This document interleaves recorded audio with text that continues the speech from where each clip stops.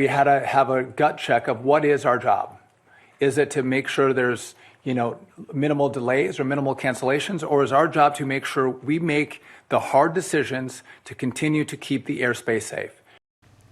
That is Transportation Secretary Sean Duffy. And this morning, his decision just changed air travel across the country. A live look right now at DFW and Love Field, both on the list of airports facing flight cuts, all because there are not enough air traffic controllers. Now, yesterday, we heard that warning. It was dire, and today it's real. Yeah, now this comes as air traffic controllers continue working without pay through the longest shutdown in U.S. federal government history. So what does this mean for you and your flight? Checking in with our transportation reporter, Janelle Fort, who was at DFW this morning. Travelers heading out today, hoping their flight makes it. And I imagine a lot of folks with travel booked in the upcoming weeks are feeling the same way, Janelle.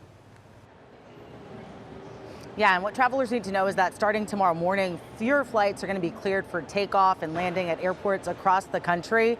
The FAA is ordering about a 10% cut in air traffic at 40 of the nation's busiest airports. And as you mentioned, both DFW Airport and Love Field are both on that tentative list. Now, the FAA and Transportation Secretary Sean Duffy spent much of yesterday meeting with the airline executives to figure out how to make this work. And overnight, ABC News released that list, which also includes other major hubs like Chicago, LA, Houston, DC, and New York. Now, a 10% reduction might not sound like much, but keep in mind, the FAA directs more than 44,000 flights a day, so even a small cut will mean thousands of delays or cancellations nationwide. Here in North Texas, both American Airlines and Southwest say they're still sorting through the changes and trying to minimize the impact on travelers. American told us they expect most of their customers' flights will still operate, but anyone affected will hear directly from the airline. And Southwest said in a statement they're continue to, quote, urge Congress to immediately resolve its impasse.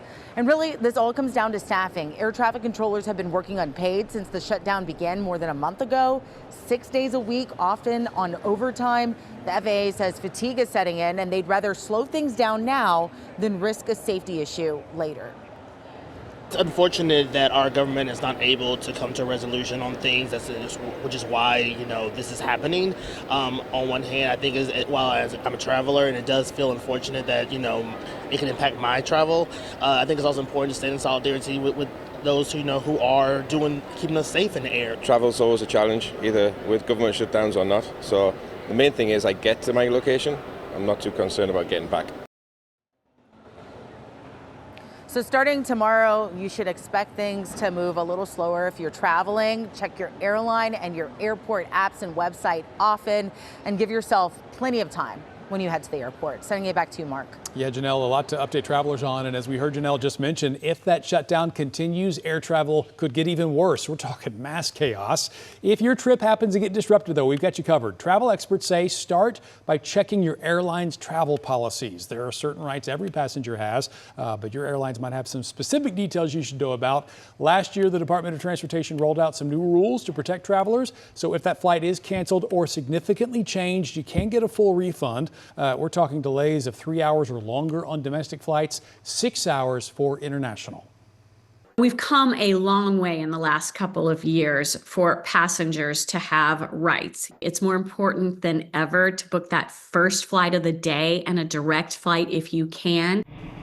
Now, if you're traveling domestically, airlines have 12 hours to get you those checked bags, or they owe you a refund on those bag fees. And if you happen to be stranded, you can ask for a meal voucher or hotel voucher. Airlines, though, are not required to provide them.